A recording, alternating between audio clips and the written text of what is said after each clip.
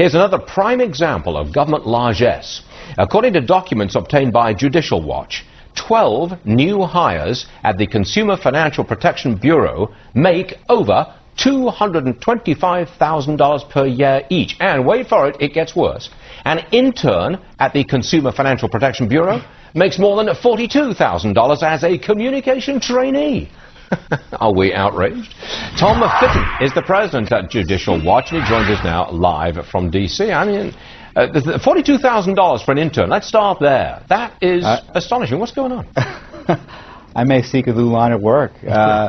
You know, we had asked for all the documents from the various regulatory agencies related to the financial sector about their pay practices, and you've got all those folks making 225 plus.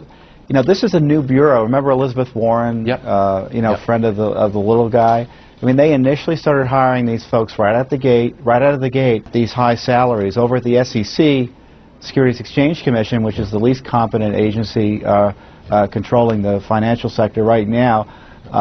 There are 85 plus people making $225,000 a year. Tom, I want you to just hold on for 1 second. We've got a taste of the story. I just got to break away for more news. It's bad news, actually, from MF Global. We have a report from the Wall Street Journal that says that the deal with Interactive Brokers is off. Now, that's according to the Wall Street Journal. Remember, MF Global sunk because it bet heavily on European debt that they would pay off.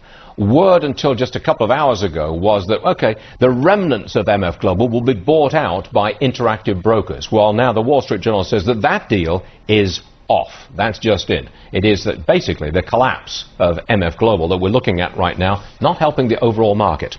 Back to Tom Fitton, the president of Judicial Watch. Tom, you've told us all about these new hires at this bureau, $225,000 each for 12 new hires. Let me straighten this out now, because this is the Consumer Financial Protection Bureau, I think is the correct name. That was the creation of Elizabeth Warren, who is now running for the Senate in Massachusetts. This agency is supposed to protect the little guy, and they're paying him all this money. Now, there's a juxtaposition. I can't get used to this. Well, you know, the question is it worth it? And we can't get the details of why these folks were hired and their names and other things that would shed some light on the details.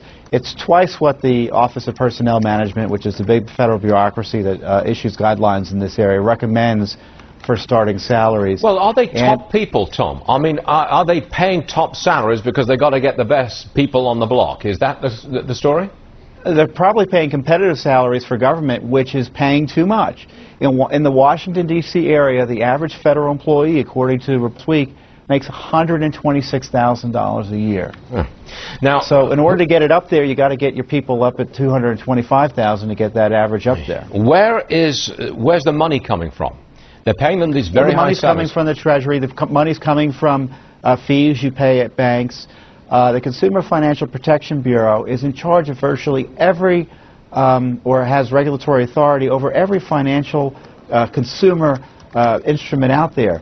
Mortgages, car loans, credit cards. You know, we have this Bank of America $5 debt fee that's popping up, in part because of the new regulations being issued, new powers being pushed by the agencies here. So these folks are not competent. The Securities Exchange Commission, we all seen the news about Bernie Madoff the last few days. His family's been out pushing a book. Right.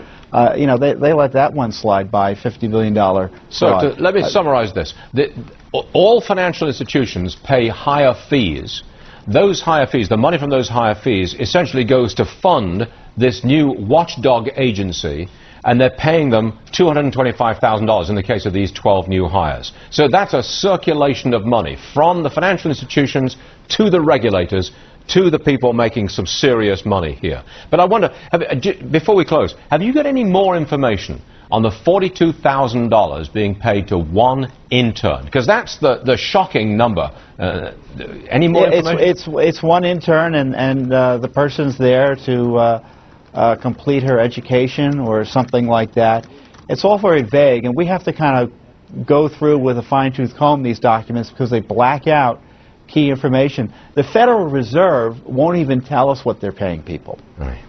All right, Tom Fitton, you got this information. You had to try very hard to get it, but we appreciate you sharing it with us. Tom Fitton, everybody, Judicial Watch. Stuart. Thank you.